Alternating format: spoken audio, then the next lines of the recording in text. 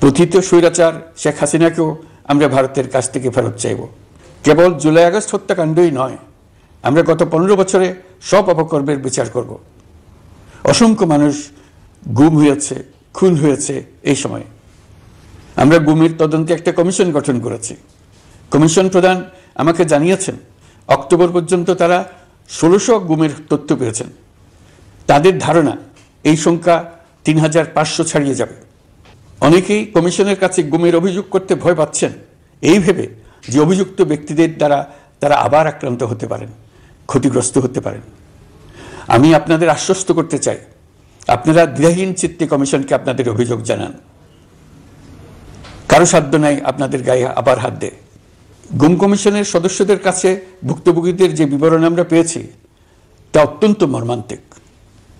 জুলাই আগস্টের বিপ্লবের পর ছাত্রছাত্রীরা শহর বন্দরের দেয়ালে দেয়ালে তাদের মনের কথা লিখেছে। তাদেরও আগে যারা গুমের শিকার হয়েছে প্রতিটি গোপন আস্তানার দেয়ালে দেয়ালে তারা লিখে গেছেন তাদের কষ্টের মর্মস্পর্শী বিবরণ। তাদের এইসব কষ্টের কথা শুনে আমাদের হৃদয় কেঁপে উঠেছে। এসবের সঙ্গে জড়িতদের আমরা বিচারের কাঠগড়ায় দাঁড় করাবই। অভিযুক্ত যত শক্তিশালী হোক, যে বাহিনীর হোক, তাকে ছাড় দেওয়ার কোনো সুযোগ নেই। কেবল দেশে নয়, গুম, খুন ও জুলাই আগস্ট গণহত্যার সাথে জড়িতদের আমরা আন্তর্জাতিক আদালতেও বিচারের উদ্যোগ নিয়েছি। ইন্টারন্যাশনাল ক্রিমিনাল কোর্টের প্রধান কৌশলী করিম খানের সঙ্গে আমার এই ব্যাপারে ইতিমধ্যে কথা হয়েছে। আইন শৃঙ্খলা রক্ষাকারী বাহিনীগুলোর কোনো সদস্য কিংবা অন্য কেউ যাতে হত্যা, গুম সহ এই ধরনের কোনো অপরাধে জড়িয়ে পড়তে না পারে, এই জন্য আমরা গুম বিরোধী আন্তর্জাতিক সনদে স্বাক্ষর করেছি।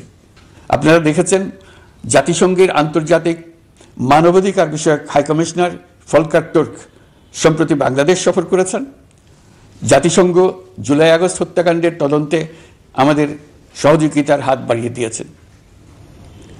ডিসেম্বর প্রথম সপ্তাহে তারা আমাদেরকে তাদের রিপোর্ট হস্তান্তর করার প্রতিশ্রুতি দিয়েছে।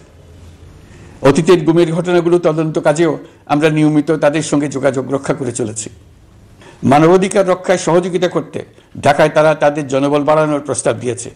আমরা এই প্রস্তাব গ্রহণ করেছি। প্রিয় দেশবাসী, আমি আগেও জানিয়েছি, আবারও জানাচ্ছি, গণ অভ্যুত্থানে সকল শহীদদের পরিবারকে পুনর্বাসন করা হবে, একজনও বাদ যাবে না। সকল আহত শিক্ষার্থী, শ্রমিক, জনতার চিকিৎসার সম্পূর্ণ ব্যয় সরকার বহন করবে। আহতদের দীর্ঘমেয়াদী এবং ব্যয়বহুল চিকিৎসা এবং শহীদদের পরিবারের দেখাশোনার জন্য স্বাস্থ্য মন্ত্রণালয়ের নেতৃত্বে একটি পূর্ণাঙ্গ তালিকা প্রস্তুত করা হয়েছে। প্রতিটি শহীদ পরিবারকে সরকারের পক্ষ থেকে 30 লক্ষ টাকা দেওয়া হচ্ছে। যারা বুলেটের আঘাতে তাদের দৃষ্টিশক্তি হারিয়েছেন তাদের চিকিৎসার জন্য নেপাল থেকে কর্নিয়া আনার ব্যবস্থা করা হয়েছে এবং যাদের প্রয়োজন তাদেরকে সরকারের পক্ষ থেকে বিদেশে চিকিৎসার জন্য পাঠানো হচ্ছে। জুলাই অভ্যুত্থানের কোনো শহীদ এবং আহত ছাত্র, শ্রমিক চিকিৎসা সেবা এবং পুনর্বাসন পরিকল্পনা থেকে বাদ যাবে না। এটি অন্তর্বর্তীকালীন সরকারের অঙ্গীকার।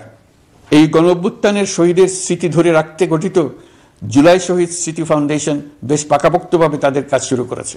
এই ফাউন্ডেশনকে সরকার 100 কোটি টাকা অনুদান দিয়েছে।